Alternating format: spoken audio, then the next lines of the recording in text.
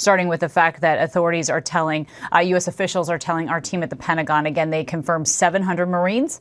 They're coming from Twentynine Palms in California. They've been ordered to assist in Los Angeles. They think they're going to be here in the next 24 hours. What's your assessment of that move there?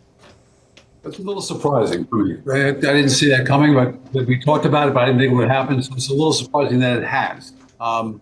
Heggs has said it, and now they're deploying. Generally speaking, in these type of situations, we just use the National Guard. And I'll tell you, Kana, we've used them time and time again in New York and around the country. They've used them as well. They come in and they stabilize. So if you have government property or government operations going on, they'll stabilize that by standing guard. So that's what I think the Marines will do. That's what the National Guard is doing. I don't think it'll go any further than that. And here's an issue here going forward into the evening. Right now, they're in the afternoon there, but going forward in the evening, you have a police chief who said he was overwhelmed. He needs help. Hopefully, he's getting that. You also have a federal officers assaulted on Saturday, which really started the ratchet thing, this thing, as well as prosecution.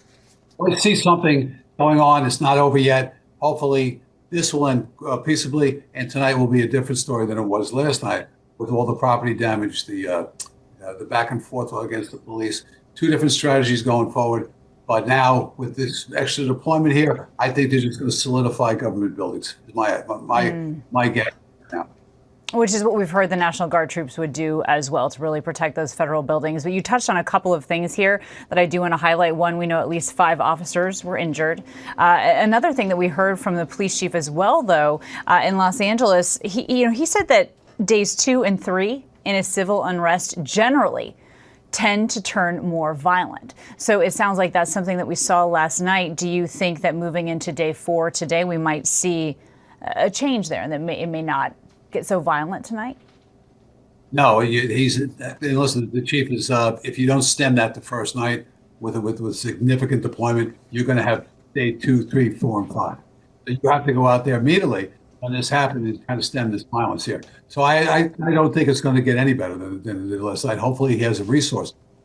And it's really important to understand what you're seeing right now. This is just, you have people presently, not yesterday, but presently just protesting in an orderly fashion, no problems, First Amendment, everybody's fine with that. At nighttime is a different strategy. You have people come out looking for trouble, which is what they had last night. So he needs a different strategy. I hope he has it in place. I hope he has the extra resources, because yesterday he did a great job in clearing out that area. And our reporters on the ground really saw the same thing. They saw protests, and they saw the tide really turn as the sun started to fall. Different people showed up. They were wearing